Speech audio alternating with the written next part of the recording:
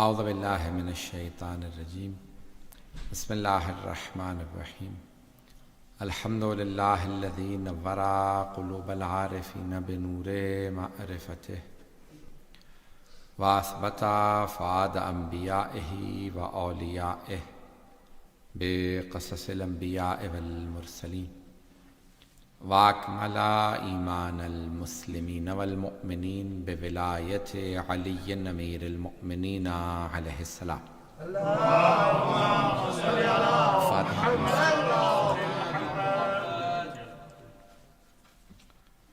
والصلاة والسلام والتحیۃ والاکرام علی افضل الموجودات العبد المؤید والرسول المسدد المصطفى الامجد المحمود الاحمد اعنی ابا القاسم محمد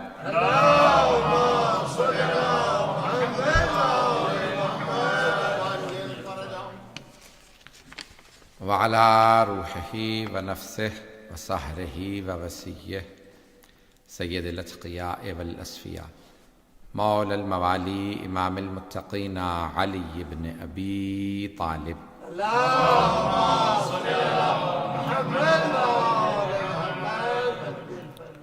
وعلى اوصیائه لا سیما بقیت اللہ فی الارضین روحی وارواح العالمین لتراب مقدمہ الفدا واللعنة الدائمة على اعدائهم اجمعین من الآن الى قیام یوم الدین اما بعد فقد قال اللہ الحکیم فی کتابہ الکریم بسم اللہ الرحمن الرحیم یا ایھا الذین آمنوا کتب علیکم الصیام کما کتب علی الذین من قبلکم لعلکم تتقون اللہم صل علی محمد۔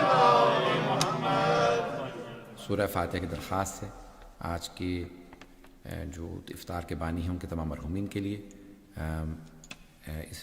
اس خاندان کے رائے سوداگر خان اور اہلیہ کے لیے، رائے حاجی امیر افسر اور اہلیہ، رائے حاجی بہادر خان اور اہلیہ، حاجی امداد علی، حاجی لیاقت علی، محمد رفیق علی، رحمت علی، حاجی صوبیدار شوکت حسین اور حاجی مظہر حسین جعفری، حاجی اظہر حسین دختر حاجی مظہر، اور والدین محمد بلال علی، اور تمام مرحومین رائے برادری کی جتنی مرحومین ہیں ان سب کے لیے الفاتحہ۔ بسم اللہ الرحمن الرحیم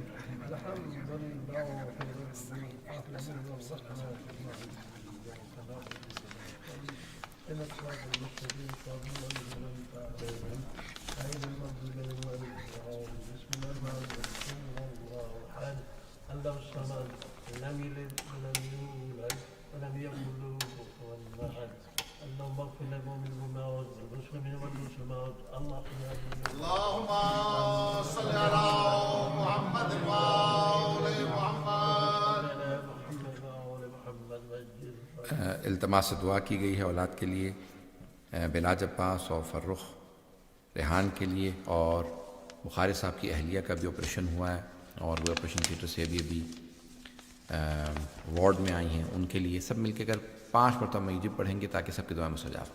بسم اللہ الرحمن الرحیم امن یجیب المضطر اذا دعاہ ویکشف السوء امن یجیب المضطر اذا دعاہ ویکشف السوء امن یجیب المضطر اذا دعاہ ویکشف السوء امن یجیب المضطر اذا دعاہ ویکشف السوء امن یجیب المضطر اذا دعاہ ویکشف السوء۔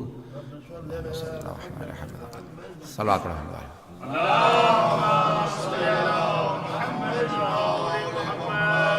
عجل فرج۔ میں نے کیونکہ ابتدا میں تو ایک ہی مجلس ہی، پھر بعد میں 3 ہوئی، پھر 5 ہوئی، اور ماشاءاللہ سے آج 6 ماہ رمضان ہے اور کل بھی ہے ظاہر، تو پھر انشاءاللہ بعد میں کوئی اور موضوع لے لیں گے۔ 13 کو جمع ہوں گا تو 15 کو تو پھر امام حسن مصطفیٰ صاحب کی جو جشن ہی ہے، اور پھر دیکھیں انشاءاللہ ابھی انشاءاللہ دیکھیں اب یہ آج اور کل کے تو موضوع یہی جاری رکھوں گا جو میں نے انتخاب کیا تھا 2 ماہ مبارک رمضان کو، کہ یا ایھا الذین آمنوا کتب علیکم الصیام، اے ایمان والو. آج یقین مانے سارا دن ڈرائیو کرتا رہا ہوں، مجھے ریکارڈنگ کرنی تھی جو ہمارا چل رہا ہے، جو یوٹیوب پہ سیریز چل رہی ہے، اس کے لیے 1.5 گھنٹہ جانے میں لگا، 1.5 گھنٹہ وہاں سے آنے میں لگا، اور آنے کا اسٹوڈیو میں تو. اور یقین مانے اتنا تھک گیا ہوں، اور یہ راتوں کو سونے نہیں دے رہے ہیں. جو ٹی وی کے اوپر کینیڈا میں پروگرام چل رہے ہیں، آج رات بھی اس کے بعد بھی 2 مجھے 1 گھنٹے کے سیشن کرنے ہیں کینیڈا، اور مجھے نہیں معلوم کہ میں کیسے کروں گا یہاں سے جانے کے بعد. تو بیٹھا بھی نہیں جا رہا، لیکن پیش کر رہا ہوں کہ یا ایھا الذین آمنوا، اے ایمان والو، کتب علیکم الصیام، تم پہ روزے لکھ دیے گئے، کما کتب علی الذین من قبلکم، جس طرح سے تم سے گزشتہ امتوں پہ روزے لکھے گئے، لعلکم تتقون، تاکہ تم متقی بن جاؤ. تو عزیزان گرامی، گزشتہ امتوں پہ بھی روزے تھے، لیکن لازمی نہیں کہ ایسے ہی روزے ہوں جیسے ہم پہ ہیں. توجہ ہے، بعض جیسے یہودی عیسائیوں کے ہاں اگر آپ دیکھیں ان کے ہاں بھی روزے کا تصور ہے، ہندوؤں کے بھی دیکھیں، دوسرے بھی بہت سے مذاہب کے اندر ادیان میں روزے کا تصور ہے، ورت کا تصور ہے، فاسٹنگ کا تصور ہے. بعض اوقات جو ہے وہ ایک چیز نہیں کھاتے، بھئی یہ نہیں کھائیں گے، اس چیز کا روزہ. ہمارے ہاں روزے کے احکام الگ ہیں، اسی طرح سے ان کے ہاں نماز کا بھی تصور ہے، پریئر کا تصور ہے، لیکن جیسی ہماری نماز ہے ویسی نہیں. تو ایک میڈیٹیشن کا تصور ہے. اللہ نے تمام ادیان کو، کیونکہ اس نے ہمیں بنایا ہے، اسے پتہ ہے کہ ان کے جسم کے روح کے تقاضے کیا. جس نے خلق کیا ہے وہی تو بتا سکتا ہے تقاضے کیا کیا ہے. عزیزان گرامی، اب جس طرح سے ہمیں جسم میں کھانے پینے کی ضرورت ہے، آپ نے روزہ بھی رکھا ہے تو جس نے روزہ فرض کیا ہے نا وہ جانتا ہے 24 گھنٹے کا روزہ نہیں رکھ سکتے لوگ، تو اس جگہ بھی سحری ہے، افطاری ہے، اس کے علاوہ دن میں نہیں کھا سکتے. توجہ ہو، رات میں انسان آرام کرے گا، سو جائے گا، جب کھائے گا تو انسان کے جسم کے اندر وہ کچھ نہ کچھ انرجی بنا دے گا، پھر اس کے بعد اٹھے گا، پھر دوبارہ سحری کر لے گا، پھر دن میں جو ہے انسان کھائے پیے گا نہیں. اللہ بھی جانتا ہے کہ کتنی اس کو ضرورت ہے. اس نے 2 وقت کی سحری اور افطاری کا ہمیں ایک موقع دے دیا کہ سحری اور افطاری میں کھا سکتے ہو. توجہ تو ہے نا. اب جسے جسم کی غذا کی ضرورت کا اندازہ ہے، کیا اسے روح کی ضروریات کا اندازہ نہیں؟ اب اس نے دیکھا کہ بھئی یہ انسان کے جسم کا تقاضا ہے کہ 2 وقت ضرور کھانا چاہیے. اب وہ جانتا ہے کہ روح کو 5 وقت کی نماز کی ضرورت بھی ہے.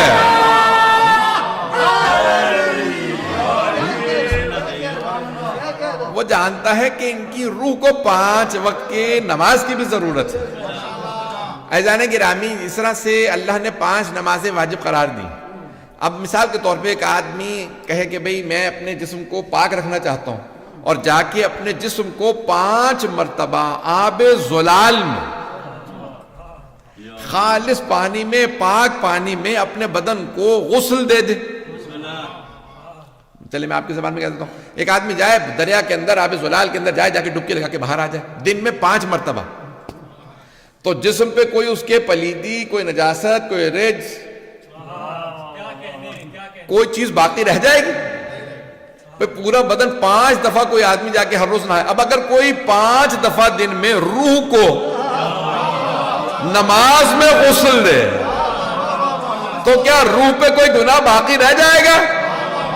پتہ نہیں لوگ پہنچ رہے ہیں نہیں. عزیزان گرامی، جس اللہ کو پتہ ہے نا کہ جسم کے تقاضے یہ ہیں، جس نے ہمارے ماں باپ کے دلوں میں ہماری محبت ڈالی ہے، ہمارے والدین کے دل میں، بھئی ان کے سب کے دلوں میں ہماری جو محبت ہے والدین کی، وہ ہماری اللہ نے ان کے دلوں میں محبت ڈالی. آپ اپنے بچوں سے کہہ دیتے ہیں بھئی ابھی آئے ہو، نماز قضا پڑھ لینا، پہلے کھانا کھا لو. عام طور سے ماں کی عادت ہوتی ہے، تو مائیں کہہ دیتی ہیں بھئی ابھی آپ فوراً آ کے کھانا کھا لو، بعد میں قضا پڑھ لینا. عزیزان گرامی، وہ خدا جس نے یہ نماز فرض کی ہے، وہ اس ماں سے بھی زیادہ چاہنے والا ہے جو کہہ رہی ہے قضا کر لینا. پتہ نہیں لوگ ہیں یا نہیں. یہ جو ماں کہہ رہی ہے تمہیں کمزوری ہوگی، روزہ نہ رکھو آج، اس ماں سے زیادہ چاہنے والا وہ خدا ہے جس نے کہا رکھو. اللہ سبحانہ و تعالیٰ نے اپنی اطاعت جب کہی تو کہا یا ایھا الذین آمنوا اطیعوا اللہ واطیعوا الرسول واولی الامر منکم، اطاعت کرو اللہ کی، اللہ کے رسول کی اور اولی الامر کی. تو وہاں یہ نہیں کہا کہ کہاں کہاں نہ کرو. جب اس نے کہہ دیا کہ اطاعت کرو تو یہ نہیں کہہ سکتے یہاں نماز چھوڑ دوں، وہاں روزہ چھوڑ دوں، وہاں خمس چھوڑ دوں. نہیں، اللہ نے کہیں نہیں کہا کہاں پہ چھوڑ دو اطاعت. لیکن جب والدین کی اطاعت کے لیے کہا تو کہا کہ میں والدین کی اطاعت کرو، لیکن اگر اللہ کی اطاعت سے ٹکرا جائے فلا تطیعہما، تو پھر ان کی اطاعت نہ کرنا. لیکن یہ نہیں کہا جب اطاعت نہ کرو تو بے ادبی کرنا. پتہ نہیں لوگ ہیں یا نہیں. جب اطاعت نہ کرو تو یہ نہیں کہا بے ادبی کرنا. بے ادبی کی اجازت نہیں ہے. جہاں حکم ٹکرا جائے وہاں حکم ماں باپ کا چھوڑ دو، اللہ کا مان لو، لیکن بے ادبی پھر بھی نہیں کر سکتے. گھبرا تو نہیں رہے؟ ماں باپ کی بے ادبی توہین پھر بھی نہیں کر سکتے. بھی ہاں بات نہیں مانیں گے لیکن لڑنا ضروری نہیں ہے. پتہ نہیں لوگ ہے یا نہیں. تو ایک صاحب کہنے لگے بھئی یہ روزے کا میں فلسفہ احکام کو میں نے شروع کر رکھا ہے. جو حضرات پہلی دفعہ ہیں آج ان کو بتا دوں، فلسفہ احکام پیش کر رہا ہوں کہ بھئی احکام جو اللہ نے بھیجے ان کا کوئی نہ کوئی حکمت ہے، کوئی نہ کوئی فلسفہ ہے. یہ بے وجہ اللہ نے ایسے نہیں کہا. تو روزے کے ذریعے ہم نے نماز کے فلسفے کو پیش کیا تھا، میں بات کو جاری رکھے ہوں. تو یہ اگر انسان فلسفہ احکام سمجھ لے، جب اللہ نے کہا والدین کا ادب و احترام کرو، اسی نے ماں باپ عطا کیے ہیں. تو بہت سے نوجوان، بہت سے بچے پوچھتے ہیں نہیں تو کیا ان کی بری باتوں کو برداشت کرنا بھی ضروری ہے؟ کیا ان کی ڈانٹ ڈپٹ بری باتوں کو بھی برداشت کرنا ضروری ہے؟ ابھی بری ہی باتوں کو تو برداشت کیا جاتا ہے، اچھی باتوں کو برداشت نہیں کیا جاتا. پتہ نہیں لوگ ہیں یا نہیں. یہ شاید آپ لوگوں کی کوئی ڈکشنری بدل گئی ہو، مجھے بتا دیجئے. کیا اچھی باتیں بھی برداشت کی جاتی ہیں؟ اچھی باتیں برداشت نہیں کی جاتی، قبول کی جاتی ہیں. برداشت تو کی ہی بری بات جاتی ہے. تو یہ جو اللہ نے کہا کہ برداشت کرو، اس کا مطلب ہے ان کی بری باتیں برداشت کرو، اچھی تو اچھی ہی ہیں. پتہ نہیں لوگ ہیں یا نہیں. عزیزان گرامی، کچھ ایسے طبقات روز قیامت ہوں گے، سب جملے کہہ رہا ہوں معذرت کے ساتھ، کچھ ایسے قیامت میں روز قیامت ایسے طبقات ہوں گے کہ بغیر حساب، یہ اللہ نے قرآن میں بڑا لفظ استعمال کیا، بغیر حساب، بغیر حساب کتاب کے جنت میں جائیں گے. یہ انبیاء کے لیے نہیں ہے، یہ مومنین کے لیے. جن کا حساب کتاب ہے وہی تو بغیر حساب کتاب کے جائیں گے. جن کا حساب کتاب ہے ہی نہیں ان کو تھوڑا اللہ کہے گا کہ بغیر حساب جائیں گے. حساب کتاب کن کا ہوتا ہے؟ غیر معصومین کا. معصوم کا کیسا حساب کتاب؟ جن سے اللہ پہلے ہی سے راضی ہو، وہ معصوم ہوتے ہیں. جن سے پہلے سے راضی نہ ہو ان کے لیے ہم دعائیں مانگتے ہیں، رضی اللہ عنہ. پتہ نہیں لوگ ہیں یا نہیں.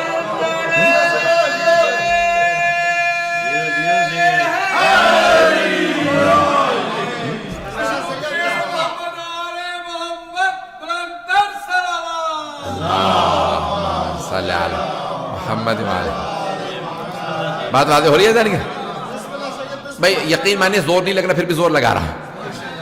عزیزان گرامی، یہ جو معصومین علیہ السلام ہے ان سے اللہ پہلے سے راضی تھا، تبھی تو معصوم بنایا، تبھی تو نبی بنایا، رسول بنایا، امام بنایا.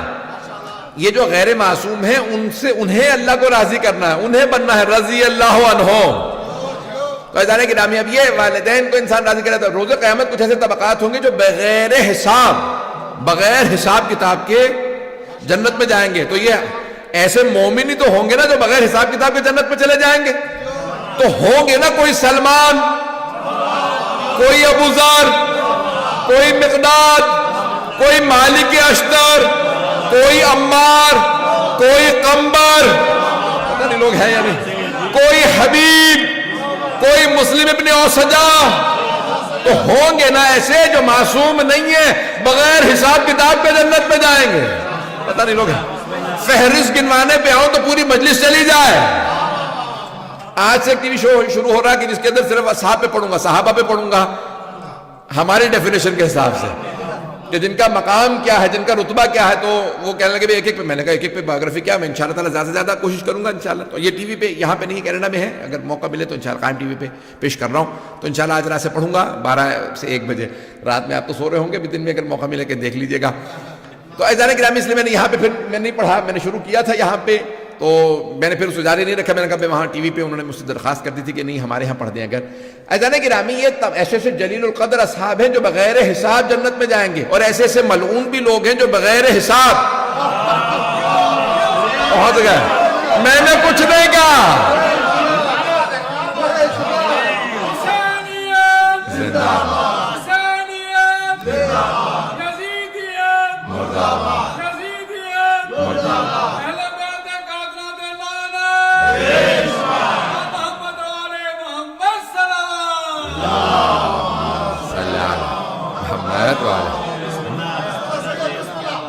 یہ دونوں طرف سے اللہ نے قرآن میں آیت استعمال کی ہے، بغیر حساب. کچھ ایسے بھی ہیں جو بغیر حساب جہنم میں جائیں گے.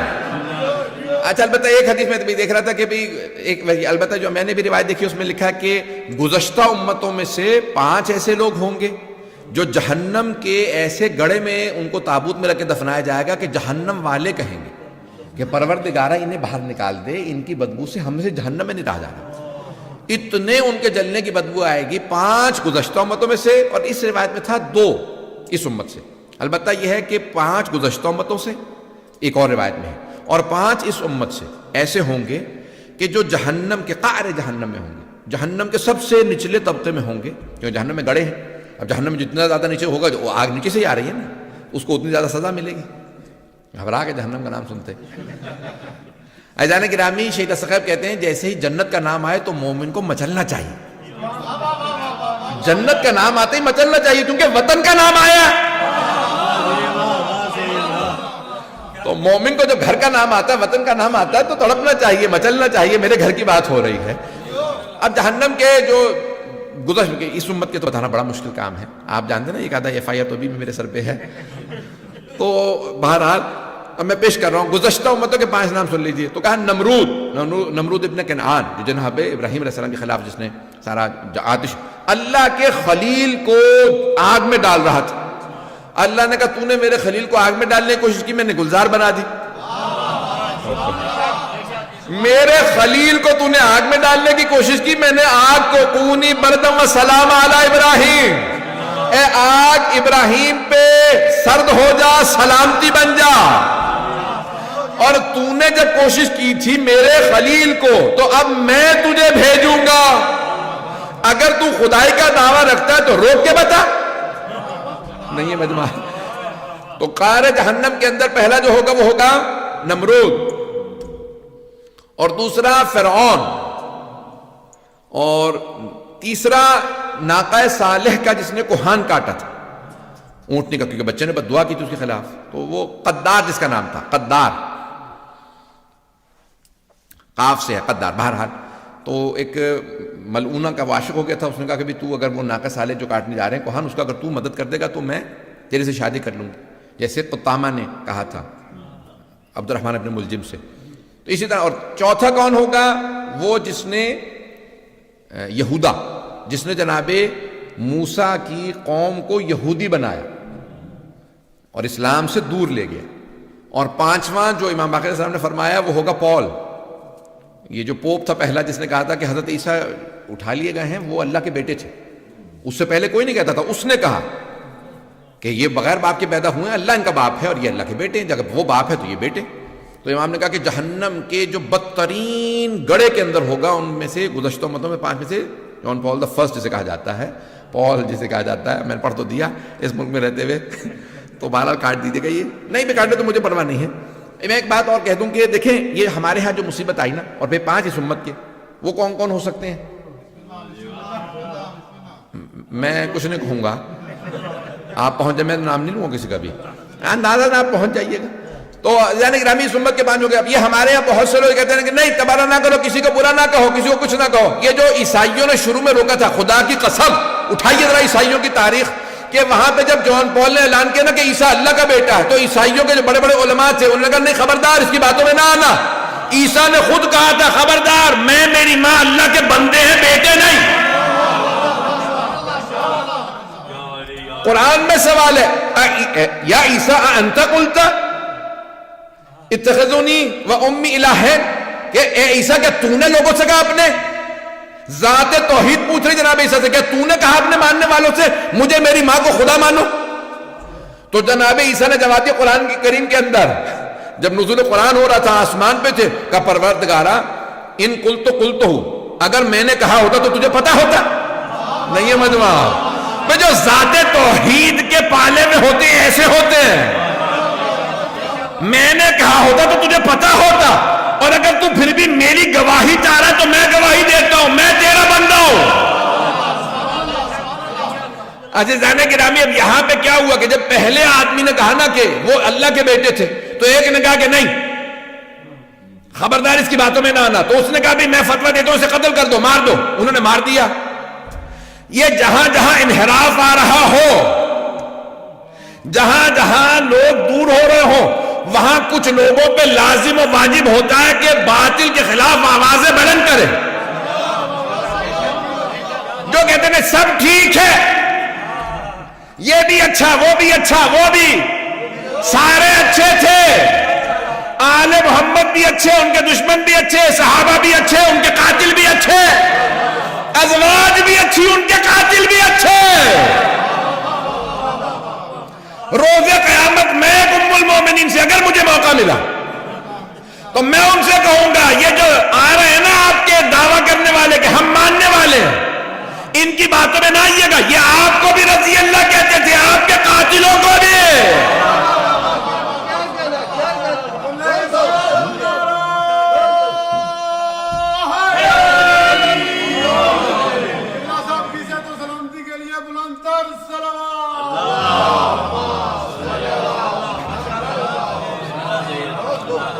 باتیں بری تو نہیں لگ رہی ہیں؟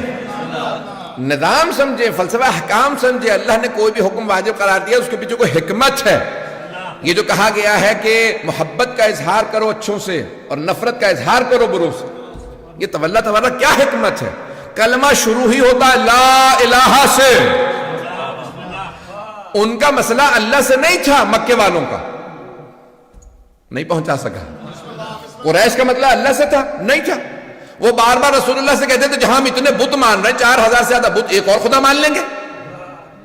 جو ہم نے بت بنا رکھے وہ اندکھا خدا ہے, چلے وہ بھی مان لیں گے. یہ آپ بار بار کیوں کہتے ہیں لا الہ یہ معبود نہیں ہے, نہیں ہے مجمع. ان بتوں میں سے کوئی معبود نہیں, بس اللہ ہی خدا ہے. لا الہ الا اللہ. جہاں ہم نے اتنے خدا مانے ایک اور مان لیں گے. رسول خدا نے کہا نہیں, مجھے بھی ضد ہے, لا الہ الا اللہ. ہمیں بھی ضد ہے, صرف علی کو نہیں ماننا. دشمنوں سے اعلان بیزاری کرو.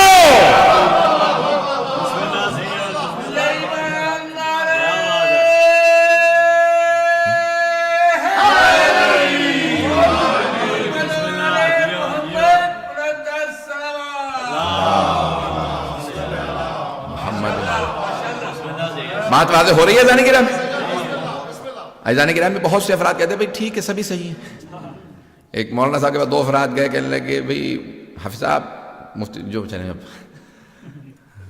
میرا اس کا جھگڑا, میں کہتا ہوں یہ بات صحیح ہے, اس نے میرے پیسے دینے ہیں, یہ کہتا ہے یہ کیا معاملہ. ان کا بھی میرے سے اس نے پیسے لیے تھے. کہنا کہ بھئی آپ صحیح ہیں. اس نے کہا لیکن اس نے میرے پیسے واپس نہیں دیے. کہیں آپ بھی صحیح ہیں. اچھا دوسرا والا کوئی گستاخ سا مجھ جیسا کوئی آدمی رہا ہوگا, اس نے کہا حافظ صاحب آپ کا دماغ صحیح ہے, اس نے پیسے کھا لیے وہ بھی صحیح ہے, میرے پیسے مر گئے میں بھی صحیح ہوں.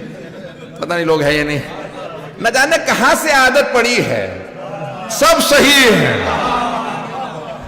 کہ اب فیصلے کرنے تک میں فیصلہ نہیں ہو پا رہا کہ کوئی صحیح ہے بھی یا نہیں, پتہ نہیں لوگ ہیں یا نہیں.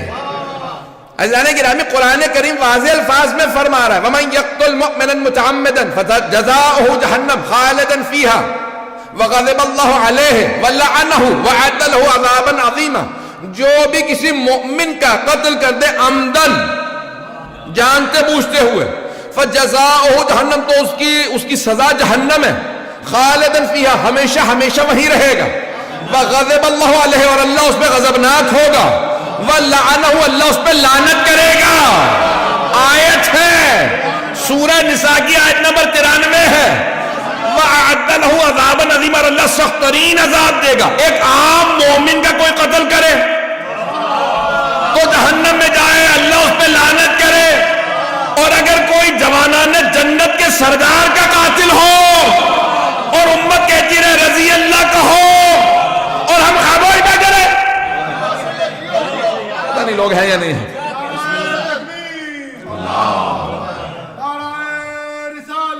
یا رسول اللہ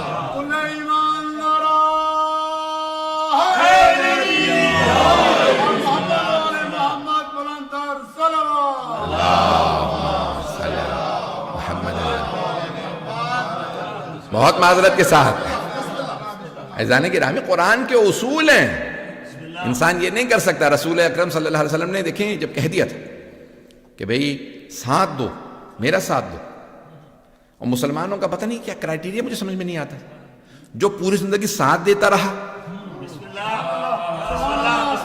اسے کہہ رہے ہیں کافر، جو ساری زندگی مخالفت کرتے رہے اور فتح مکہ پہ مجبوراً کلمہ پڑھ لیا،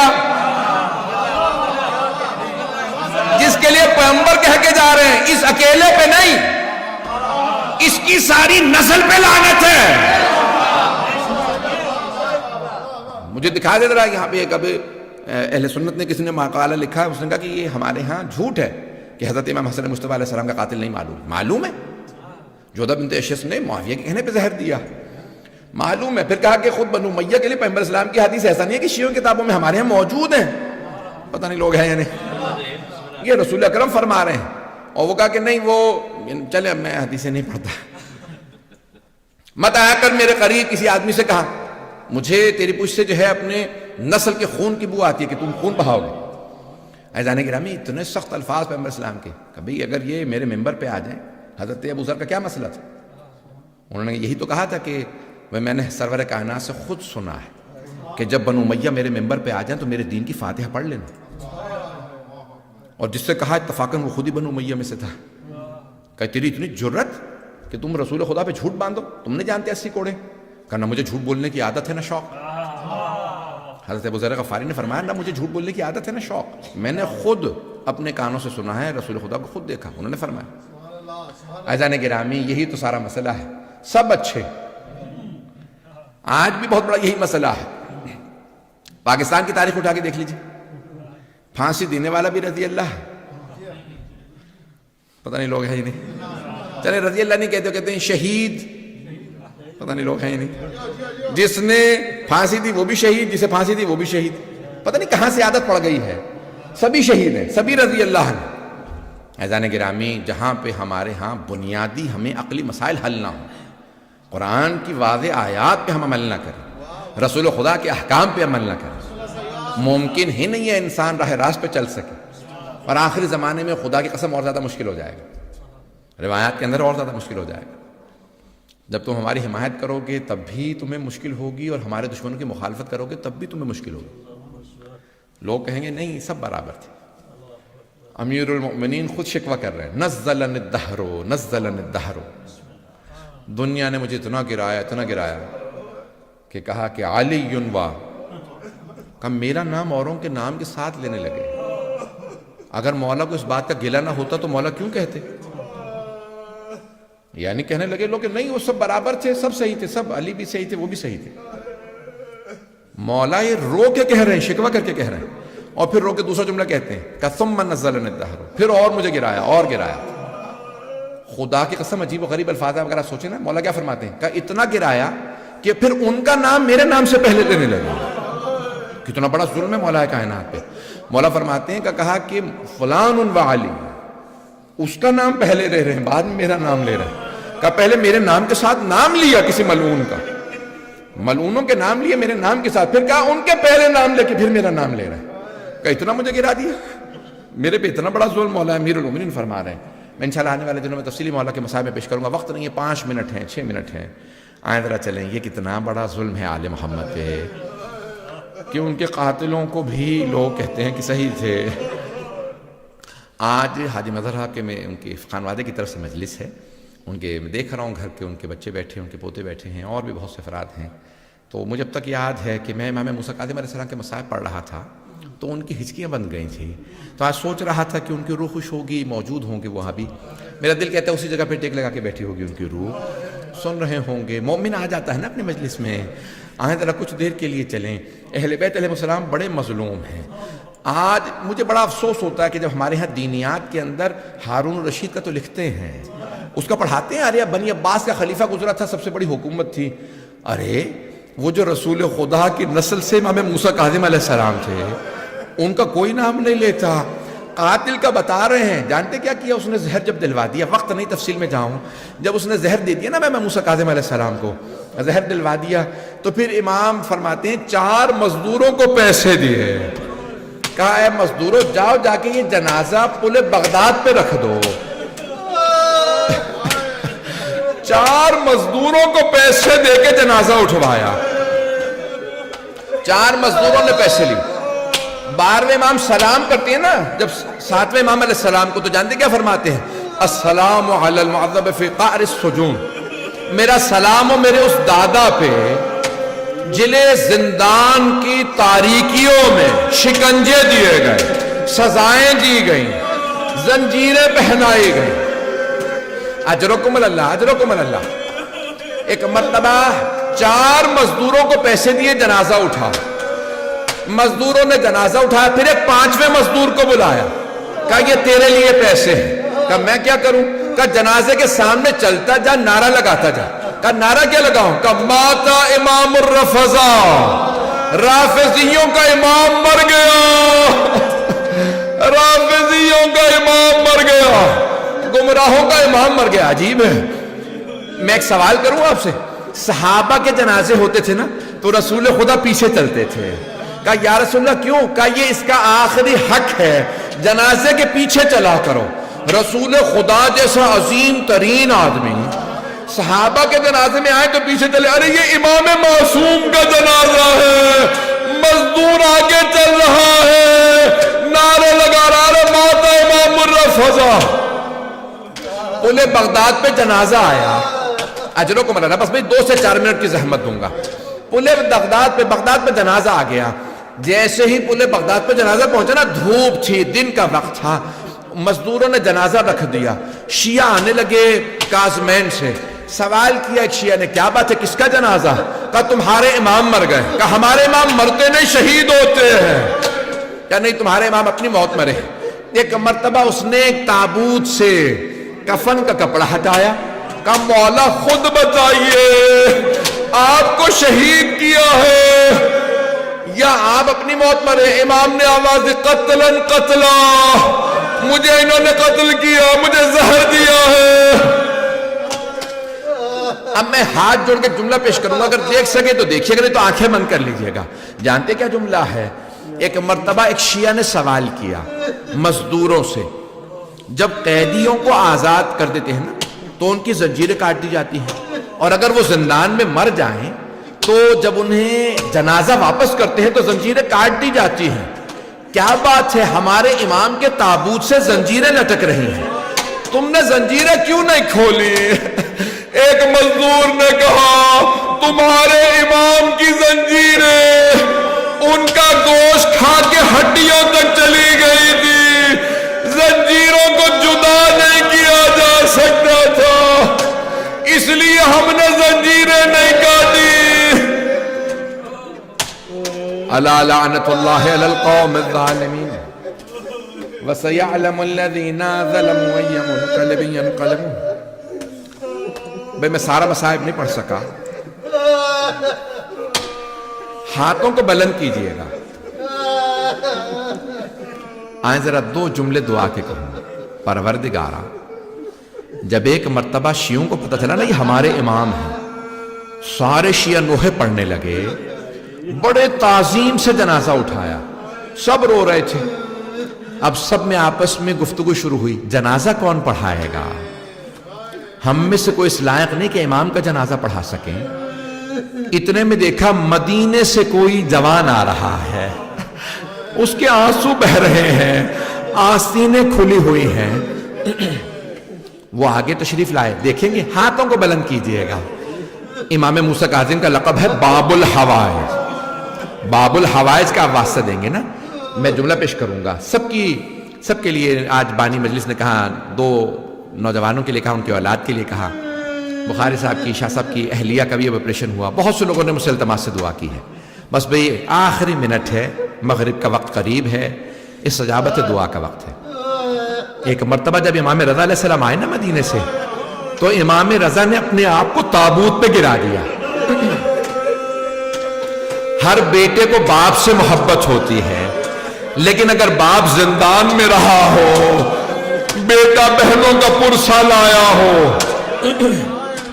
مولا نے اپنے آپ کو تابوت پہ گرایا اور ایک مرتبہ سینے سے سینہ ملایا اور رو کے کہنے لگے بابا میری بہنیں انتظار میں تھی۔ ہر عید پہ بہنیں کہا کرتی تھی اے بھائیا بابا کب آئیں گے؟